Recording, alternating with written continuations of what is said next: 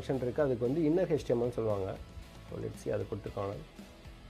Okay, so அது கொடுக்கல. Okay, இதில் வந்து என்னென்னா இப்போ இந்த டெக்ஸ்ட் வந்து சாம்பிள் ஹெட்டிங் அப்படிங்கிறது இருக்குல்ல, இதை வந்து எனக்கு மாற்றணும் அப்படின்னா நீங்கள் வந்து h1.inner HTML ஈக்குவல் டு இதில் போய்ட்டு நான் வந்து அப்டேட்டட் ஃப்ரம் JavaScript அப்படின்னு கொடுக்குறேன் ஆக்சுவலாக. ஸோ உங்களுக்கு ஏற்கனவே தெரியும் இதோட அவுட்புட் வந்து என்ன இருக்குன்னு பார்த்தீங்க அப்படின்னா சாம்பிள் ஹெட்டிங் அப்படி தான் இருக்குது. இப்போ நான் சேவ் பண்ணதுக்கப்புறம் வந்து பார்த்தீங்கன்னா இமீடியட்டாக மாறிடும். இது ஏன் மாறுதுன்னு பார்த்தீங்க அப்படின்னா ஃபஸ்ட்டு பேஜ் லோட் ஆகும்போது எனக்கு வந்து சாம்பிள் ஹெட்டிங் அப்படிங்கிறது தான் இருக்கும் ஆக்சுவலாக. பட் ஹவவர் பேஜ் லோட் ஆனதுக்கப்புறம் நான் வந்து என்ன பண்ணுறேன் அப்படின்னா இமீடியட்டாகவே இதை ஒரு டெக்ஸ்ட்டை மாற்றுறேன். ஸோ அதனால தான் வந்து பார்த்திங்க அப்படின்னா இந்த இடத்துல இருக்குது. இன்கேஸ் இப்போ இந்த லைனை வந்து கமெண்ட் பண்ணிட்டேன்னு வச்சுக்கோங்களேன், உங்களுக்கு இதான் அவுட்புட். ஸோ ஜென்ரலாக ஃபஸ்ட்டு இது லோட் ஆகும், அடுத்த ஒரு ஃப்ராக்ஷன் ஆஃப் செகண்ட்லேயே வந்து பார்த்தீங்கன்னா இந்த டெக்ஸ்ட் அப்டேட் பண்ணியிருந்தாலும் உங்களுக்கு அந்த சேஞ்ச் வந்து உங்களால் ரெகனைஸ் பண்ண முடியாது ஆக்சுவலாக. பட் ஹவவர் இதான் வந்து ஒரு பேசிக்ஸ் ஆஃப் DOM ஆக்சுவலாக. இதில் என்ன பண்ணுறோம் அப்படின்னா ரீப்ளேசிங் த டெக்ஸ்ட் ஆக்சுவலாக.